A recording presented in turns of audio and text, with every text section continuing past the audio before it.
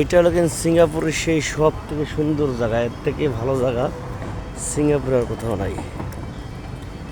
দেখেন ওই যে একটা মূর্তির মুখ থেকে পানি বেরোয় এই জায়গাটা। এই দেখেন এটা জুয়া খেলা নেই না, আমি তো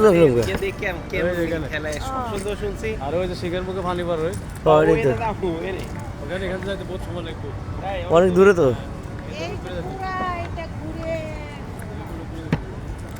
আরে বিল্ডিং কি সুন্দর সুন্দর,